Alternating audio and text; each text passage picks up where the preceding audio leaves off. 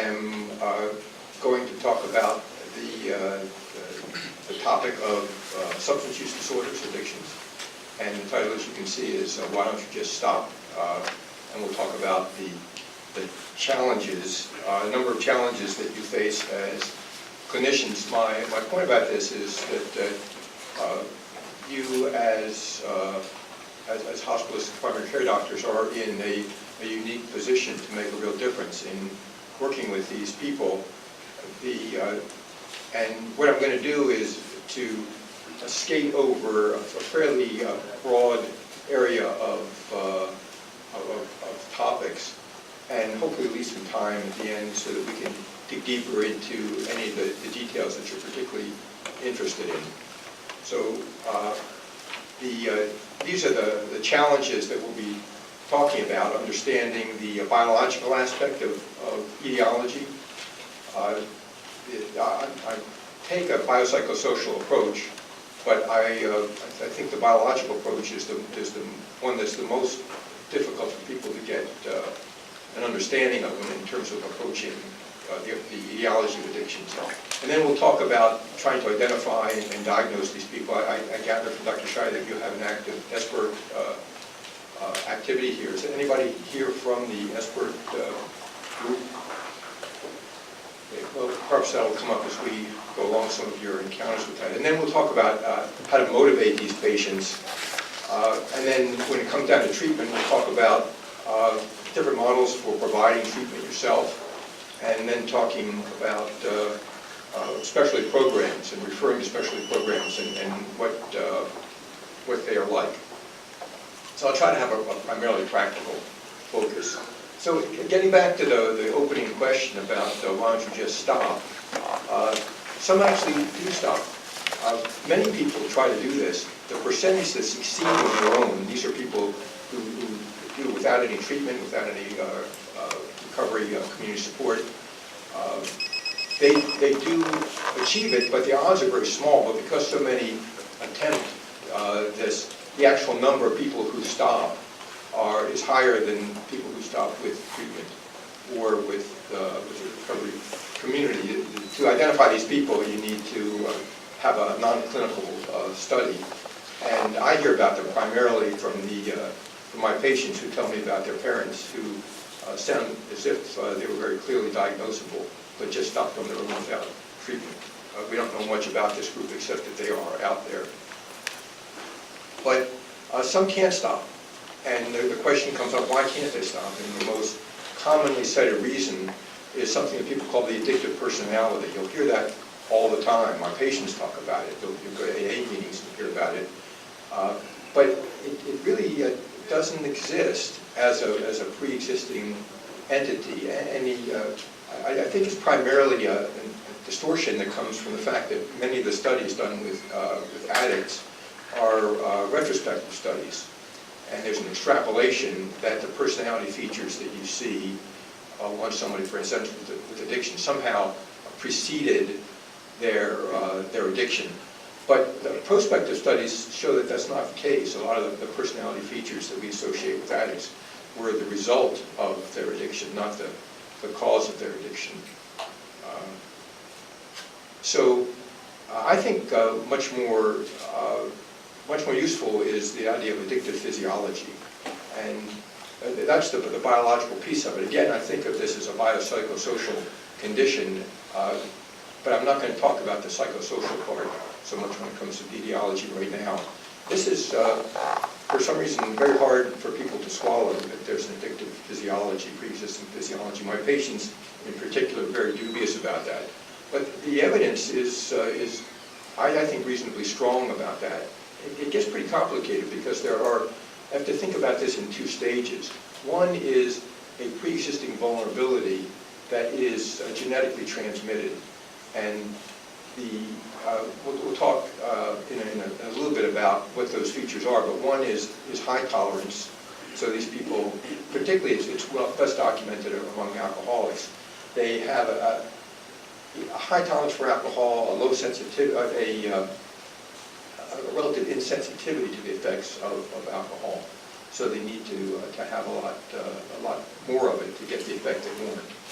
And the other is decreased internal control. And I'll talk more about that in a moment, but that's the first stage. That's what sets these people up. And then the second stage are changes which are induced in the CNS by heavy use of substances. And this is something that really has been dramatically changing our understanding of addiction through the use of functional MRIs. We can now see people's brains lighting up when they're awake and can report their experience. So for the first time, we can have a connection between how people are feeling and what their brains look like. And this could be a talk in its own, but I'll just have a one-slide summary of what we see. There's a reduction in the activity of the prefrontal cortex, which, as you know, results in a reduced reasoning, reduced judgment, less restraint, and an enhancement in the activity of the limbic system. You can actually, again, see these on the MRIs and the PET scans. So you see an increase in impulsiveness and emotional drive. The third thing you see is a change in the nucleus accumbens, which is our reward center. It becomes less responsive to the natural rewards that it was there to respond to, and more responsive to drugs. And what we see with my patients is sort of a pseudo-depression after they typically, when they first, and this particularly with the alcoholics, when they first get sober, they have a mild euphoria that is so regular, it's called a pink cloud, because they, for various reasons, feel better than they have for a long time. And then they move into a flat state after about a few weeks or even a month or two, which is a real danger time for them because they don't get much pleasure out of anything. And I think that one of the things going on there is that their pleasure centers are just not responding to the pleasures, and if you can get them through that, then they'll do all right. But if they get stuck in what feels like a desert to them, and it's like, well, is this all there is? And they seem to respond to hearing that there's a neurobiological basis for that. But the result of this dysfunction is that the normal balance between our cortex and the limbic system, a balance that requires input from both, is disturbed, and you've got an enhancement of the more primitive functions and a lowering of your qualities of restraint and good thinking. So you see the kind of behaviors that are characteristic of people under the influence of addiction.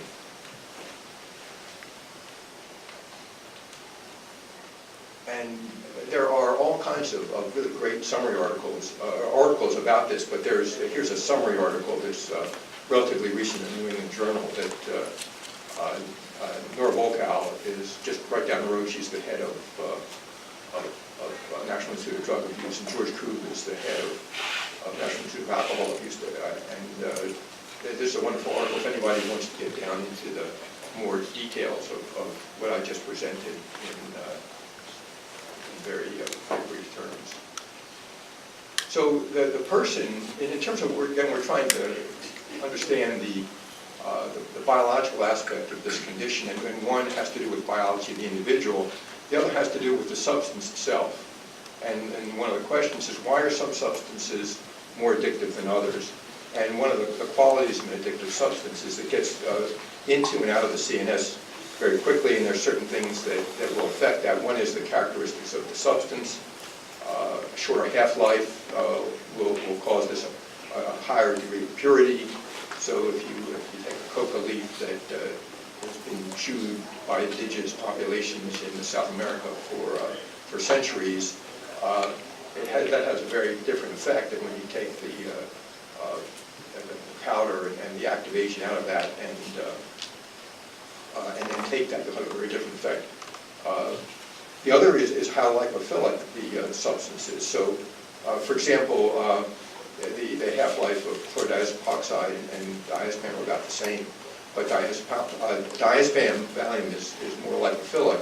So that makes enough of a difference in terms of the speed of getting into the brain that you can get a euphoria with diazepam that you don't with chlordiazepam. So that again makes Valium more addictive than Librium, if you will. And the same thing with heroin and morphine. Heroin is a prodrug which gets into the brain more quickly than morphine, and therefore creates a high. And then the other thing that makes a difference is what the route of administration is. A lot of people think that, that they know that they're certainly shooting IV gets to the brain faster than oral, but a lot of people aren't aware that the fastest route is smoking. It gets there in 6 seconds instead of 30 seconds. So anything that's smoked will be particularly addictive. And you actually get a qualitatively different reaction when you smoke or shoot. You get what's called a rush. The opioid addicts particularly talk about a different quality of experience if you take it more rapidly. So that's one factor. And then substances. We have sort of some rough research about what the addictive potential of different substances are, and this is the studies are not as scientific as one would like, but there's a consensus. They all come out with these kind of numbers, and you can see the most addictive substance is nicotine, and alcohol is somewhere in the middle. One of the debates, I showed this slide primarily for a slide I give on cannabis, because there's a lot of debate about whether it's as addictive as heroin or whether it's not addictive at all. In fact, it's down around 9%, not as addictive as alcohol, but more around the level of the benzodiazepines.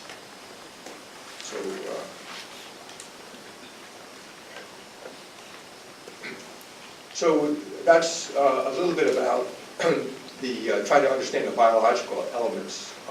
So the second challenge has to do with identifying, diagnosing these people. There's some fairly long diagnostic descriptions of definitions of addictions, but this is the one I like. It's the briefest. And the point of this is that the diagnosis is a clinical diagnosis based on consequences of using, not the amount that somebody's using or the frequency that they use. It really is what the impact is.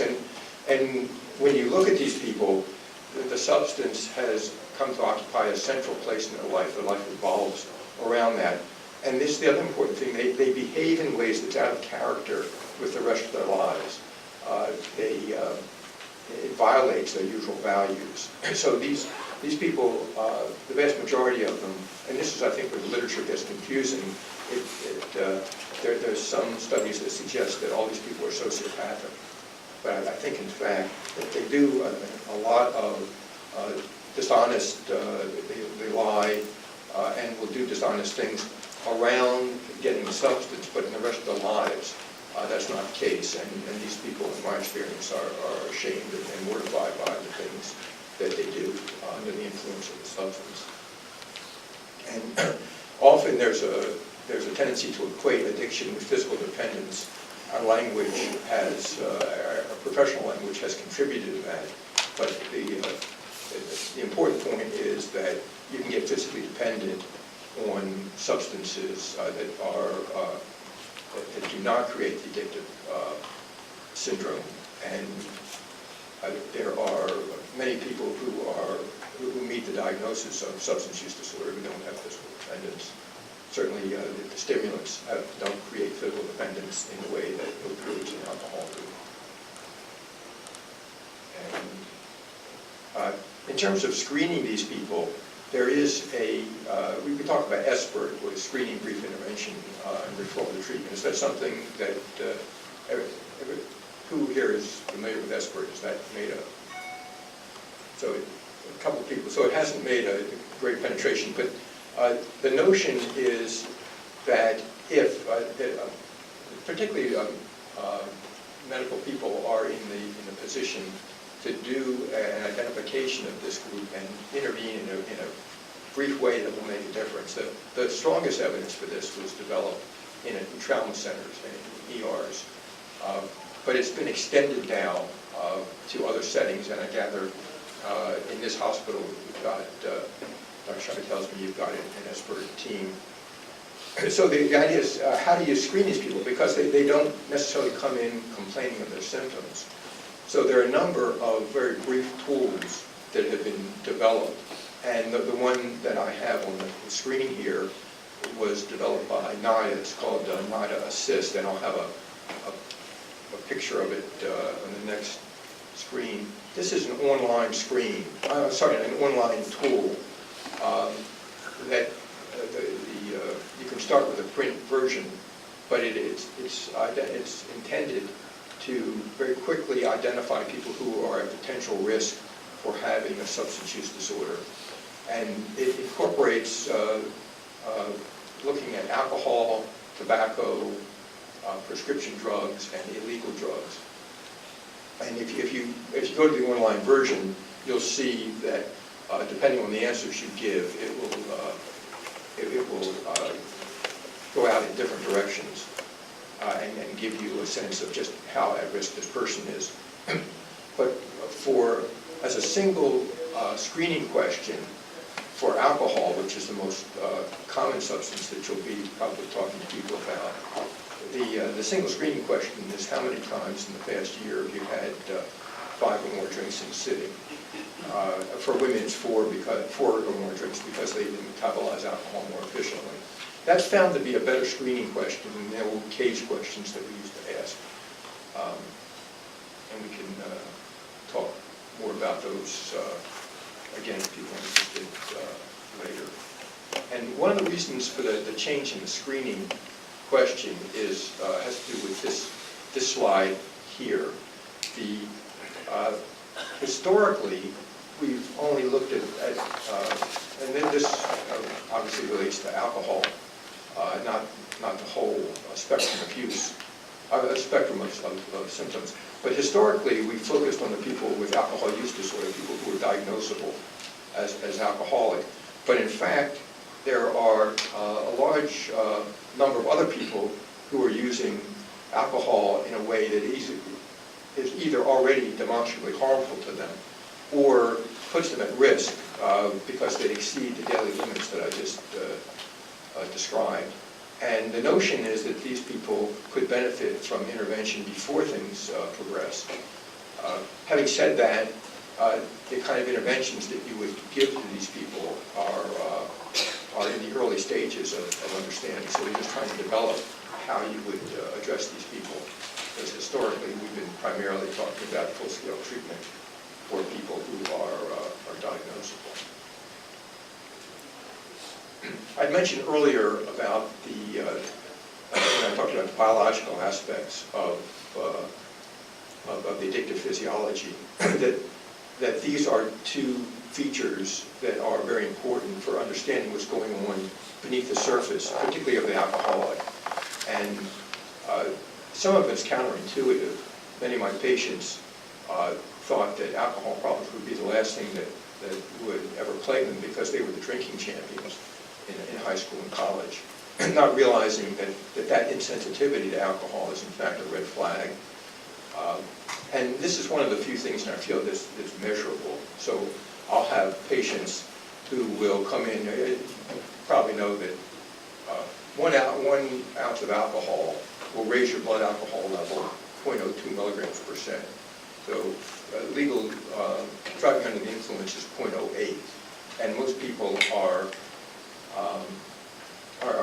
significantly sedated up around 0.15. But I have patients come in all the time with a 0.20 milligrams per cent who have no evidence of intoxication at all. And 0.40 is potentially legal, potentially toxic level where people can die at that level. And I have people who walk in and blow breathalyzer at that level and higher, walking around. And clinically, what that does is that it makes these people somewhat invisible to clinicians, because that means that you can have a patient sitting across from you with a significant blood alcohol level, and you would have no idea. that was there unless you breathalyzed them. You can't smell it. They're aware that if the alcohol smells, they'll either change their breathing patterns or switch over to something like vodka. So that creates a problem with identification. And I'm a big advocate for breathalyzing people getting blood alcohol levels in emergency rooms. So many trauma people come in with some relationship to alcohol and drinking, and yet that's not a routine procedure, at least in the emergency rooms that I've encountered. There's a disinclination to do that. But I think particularly when people are going to be admitted, getting blood alcohol level in the ER is really important, because by the time you think about it the next day, alcohol, again, the .02 is the result of one ounce of alcohol, but the body metabolizes it at that rate. So if you have somebody that comes in at a 1.0, that's going to be gone in 5 hours. So if you wait till the next morning, you're not going to know alcohol was there. People know about the ETG.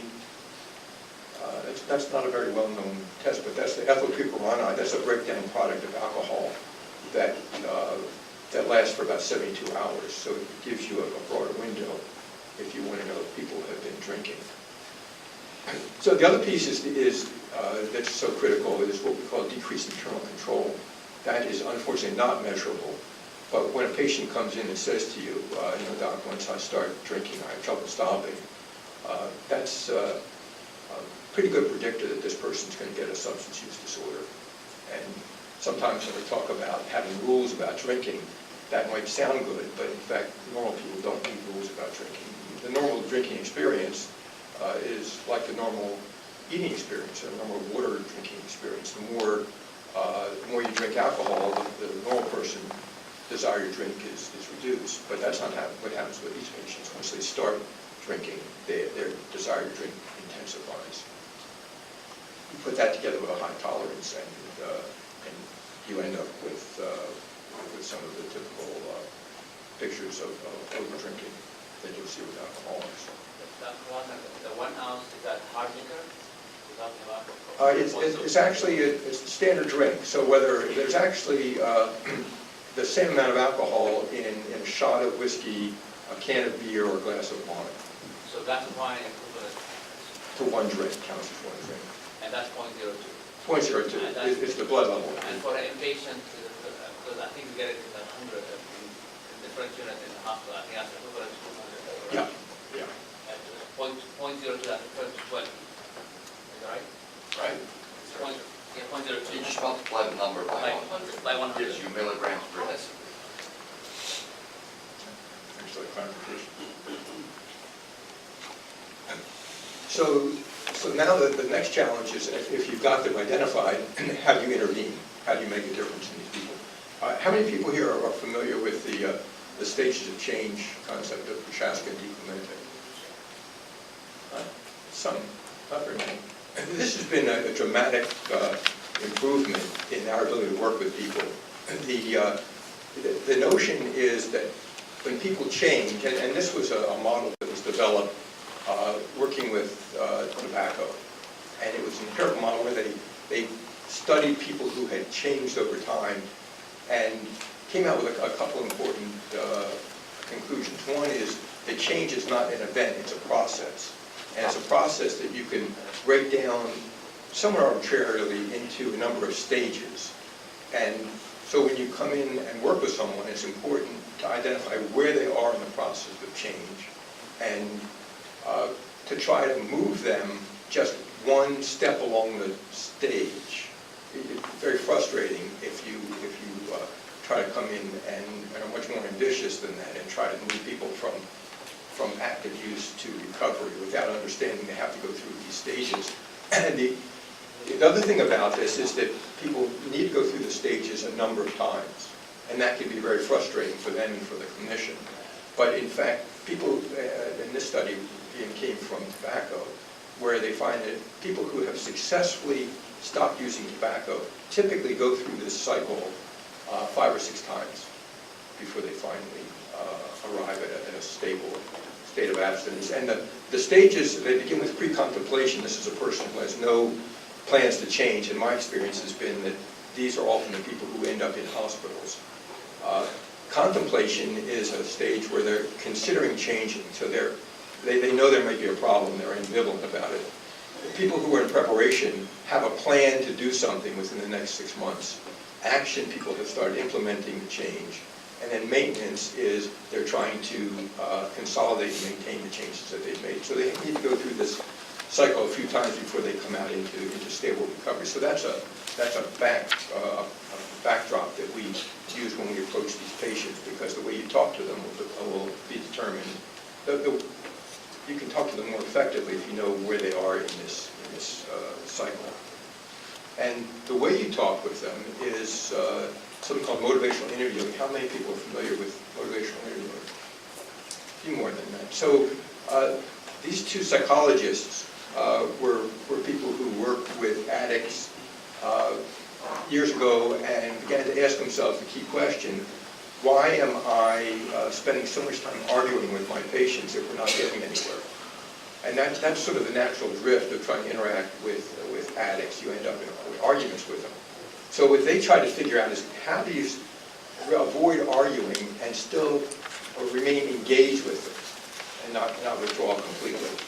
And that really was the instigator for this. And again, those of us who work with addicts know that arguments happen all the time when you get into folks, into working with these folks, if you just go by traditional way of talking with them. The other thing they did was they changed the way of thinking about what the problem was with these people. The traditional view, which you will still hear now, has to do with the notion of denial, which is a primitive defense mechanism. And the notion is that these people are in denial, that they don't recognize the problem with substances that everybody else sees. And strategically, you have to break through that denial. My experience is if you adversarially and aggressively try to go at people who are in this state, all you do is get an intensification of this state. And I found it very useful to go along with what Milan Rolnick suggested, which is to think about these people as being ambivalent. They simultaneously want to stop using and keep using. So the question of, do you really want to stop, sort of begs the point, because they never really want to stop, but they do want to stop. So, and rather than see this as a pathological defense, they see ambivalence as a normal part of the change process. If I'm going from here to there, as I get closer to that door, this wall looks more and more attractive to me. And so I get kind of caught in the middle, particularly when you are talking about a substance that is so rewarding to people. Because remember, we didn't go into all the details, but it looks as if the people who are addicted get a greater reward from the substance than other people do. So giving that up is really a significant loss for people, again, especially since it's come to occupy a central part of their life. Dr. Plotner, one Yes. of the things that I would not take issue, but I want to kind of explore a little bit more is that many people who are using various substances, including alcohol and drugs, actually get lesser effect from the drug than they did initially.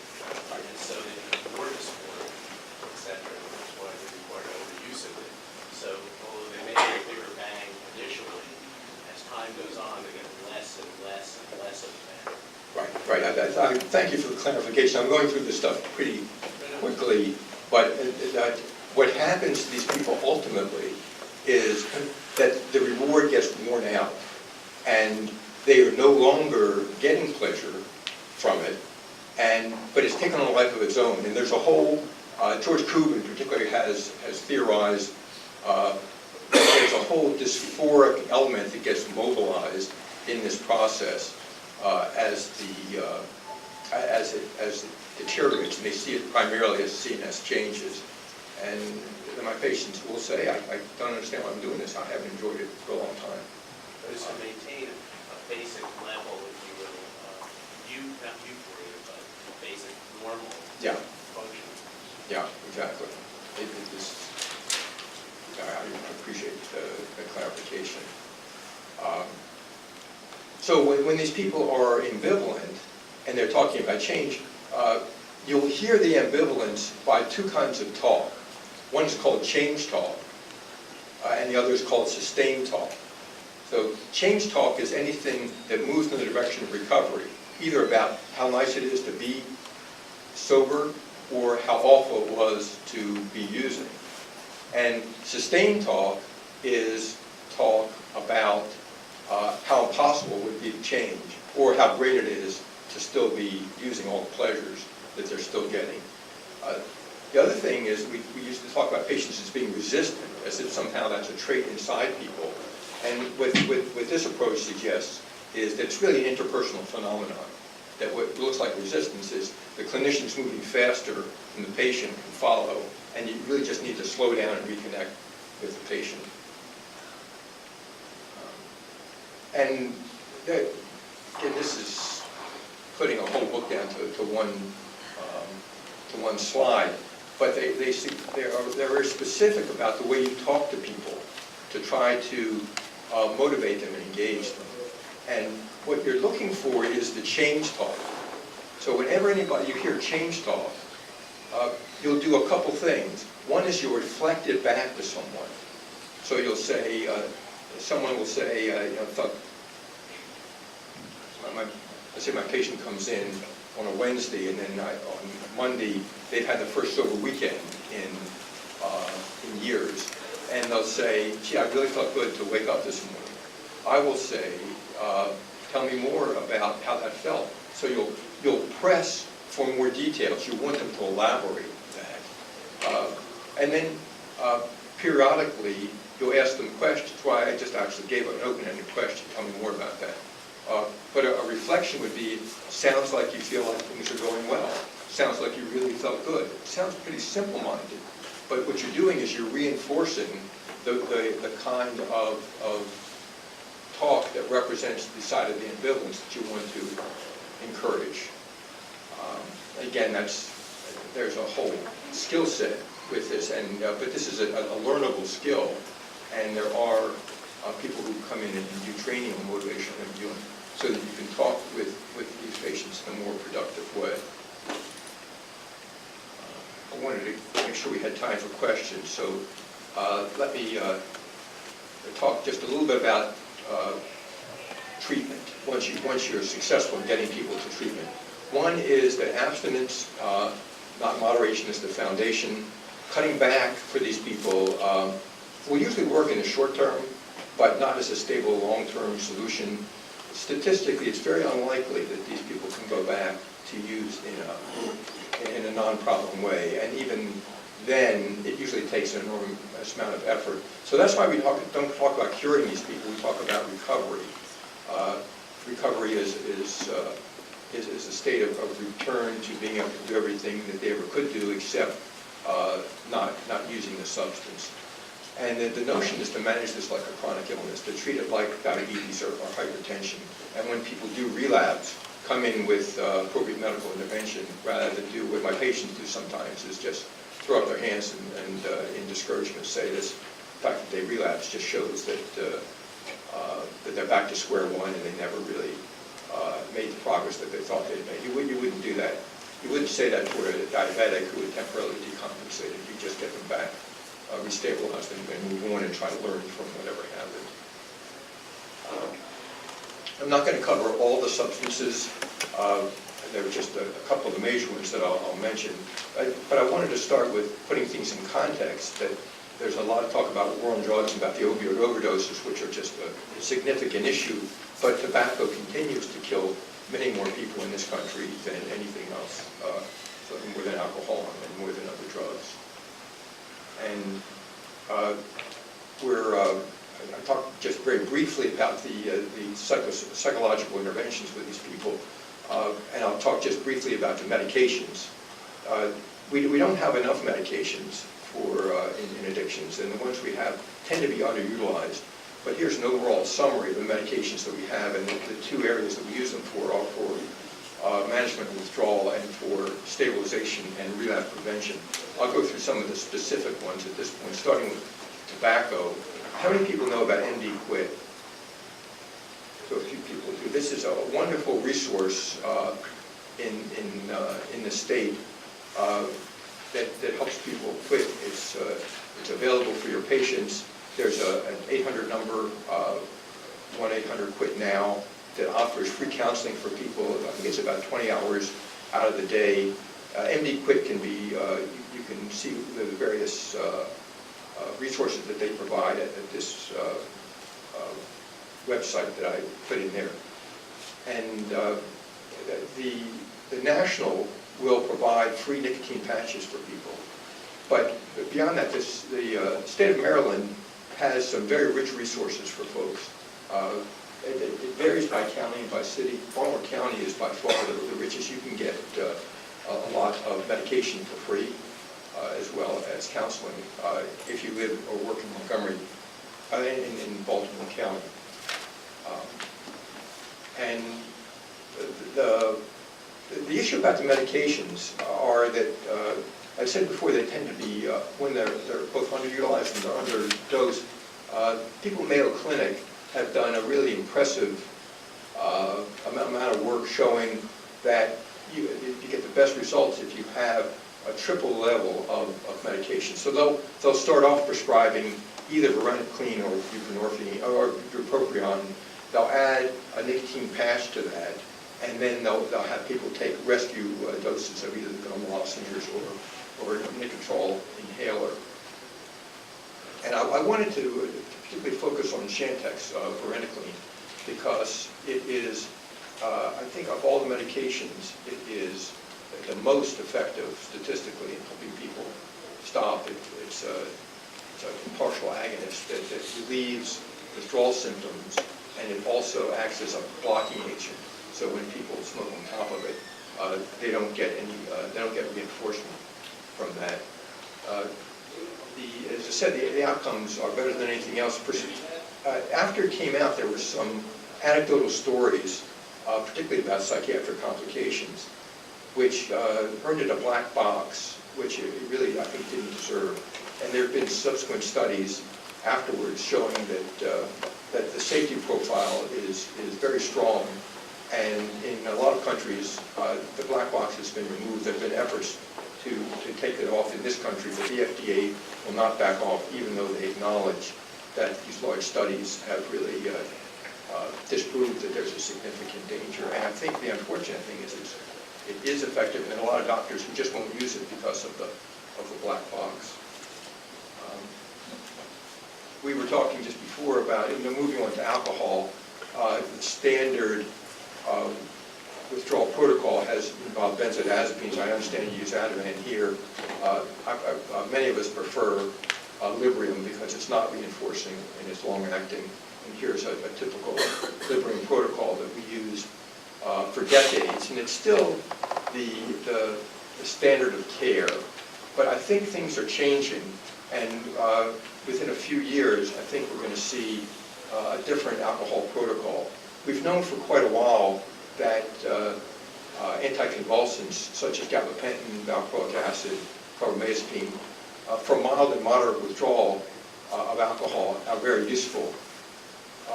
But what is new is the discovery that if you add an alpha-2 agonist, you can treat, in combination with the anticonvulsants, you can treat more severe levels of alcohol withdrawal safely and really eliminate the need for benzodiazepines.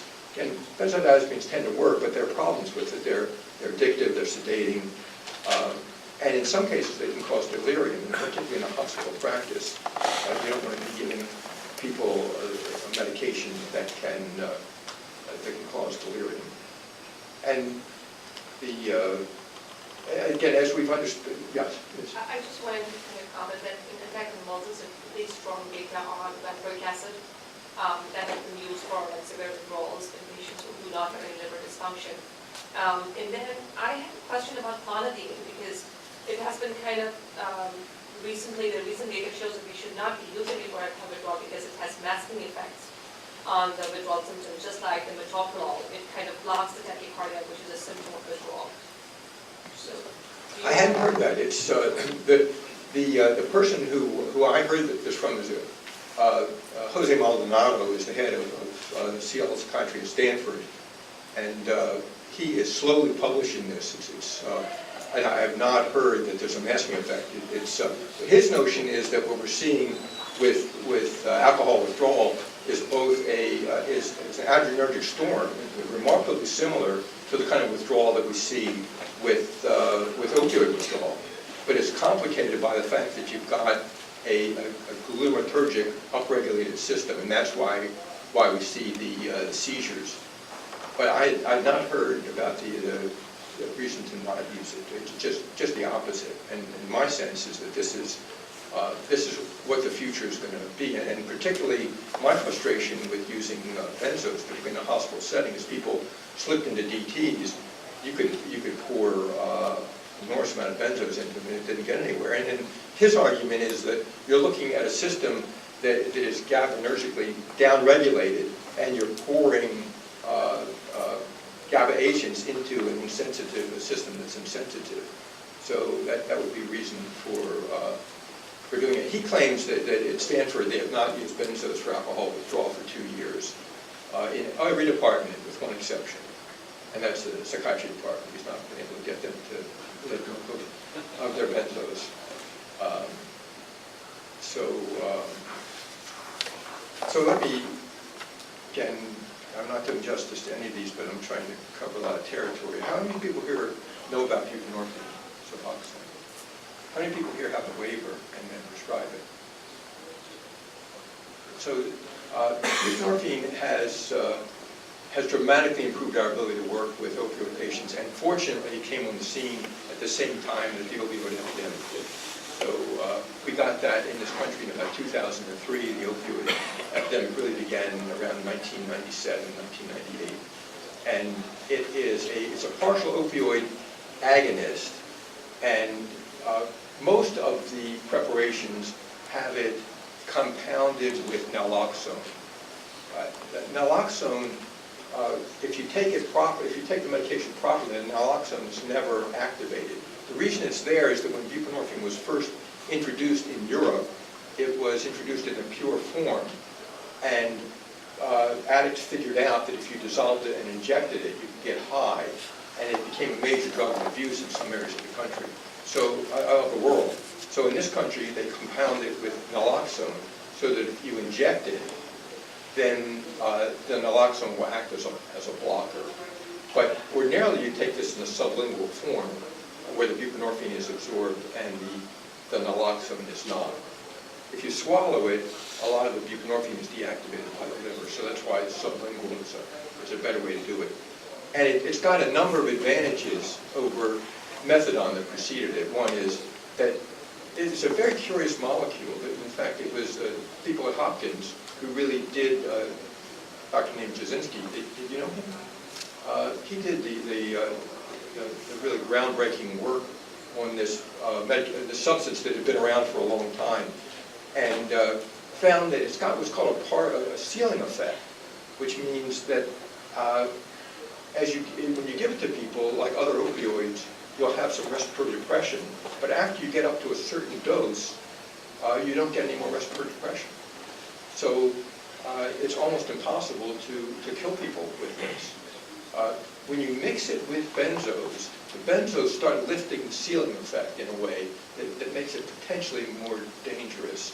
Some people, I think, have taken that to an extreme and feel that it's contraindicated to use benzos with the bup. I think that's a little goes too far. If you have somebody, for example, who presents with both a need for withdrawal management for alcohol and opioids, I think you can use the two together. I do it all the time without getting in trouble,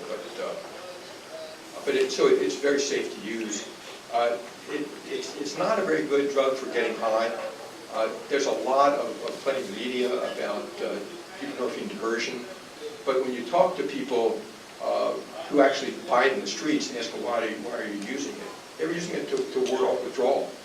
And recently my patients tell me what I think is good news, which is the street price of buprenorphine is less than the street price of heroin. And I think that reflects the fact that heroin is a good high and for them, and buprenorphine is not. The other great thing about it is we can prescribe it. So methadone has been around for a long time. Its success rates with working with opioid patients have been striking, and yet physicians and offices have not been able to use it because it's been so restricted.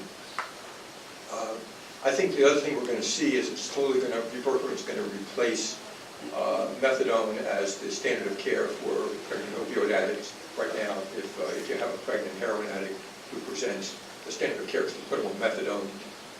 But in fact, buprenorphine, I think, is preferable, primarily in terms of the reduction in the neonatal abstinence syndrome that you see. And again, a lot of this work has been done right here in this city at Bayview to demonstrate this. But so it's being more and more routinely given, but still not quite the standard of care. When you give people buprenorphine, you have to wait until they have mild withdrawal symptoms before you start giving it to them. Otherwise, you're going to, if you give it to someone who is still actively high on heroin or other opioids, you can actually precipitate withdrawal and make it worse. The trickiest thing is when you get people off of methadone. Actually, you need a longer washout. And here is a little bit about the doses.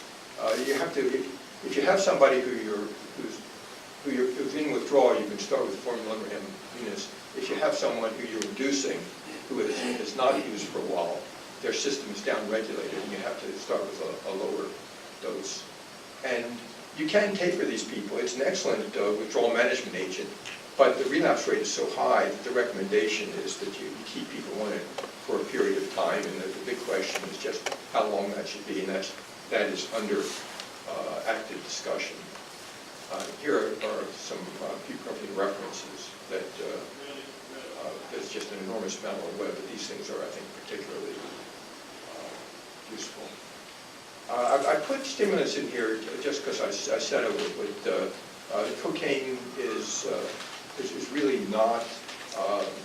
At one point in the 80s, about 40% of our patients were using cocaine. This was in our DC office, and now it's down to about 10%. So we're seeing much less of that, but we're seeing an upsurge of amphetamines, particularly in the gay population. We're seeing crystal methamphetamine. And still a little bit of MDMA. Bath salts came through. I don't think we're seeing much of those these days. That turned out to be a stimulant of synthetic cathinone derived from the plant called cat. And there is some incidence of diversion of ADHD medication. That seems to be more for rather than for recreational purposes. And then treatment. Treatment, one of the challenges was, what about if you're going to do the treatment yourself? There are various models of trying to manage substance use disorders within a primary care practice. One of the best ones I've seen was just presented by Michael Fingerhood at Hopkins Bayview, where he has a particular interest in addictions, but he has a primary care practice in which he manages his addicts like any other condition, and rarely refers them to other treatment. We're experimenting right now with a project at GBMC where we're going to embed addiction specialists into primary care practices to see if we can't help both identify folks and get them treated in that site, and also, if necessary, refer out for other treatment. If you are going to manage these people in your practice, in addition to whatever internal resources you have in your practice, it's really critical that you become familiar with and make use of the recovery support community, which here's a slide that summarizes the different options out there.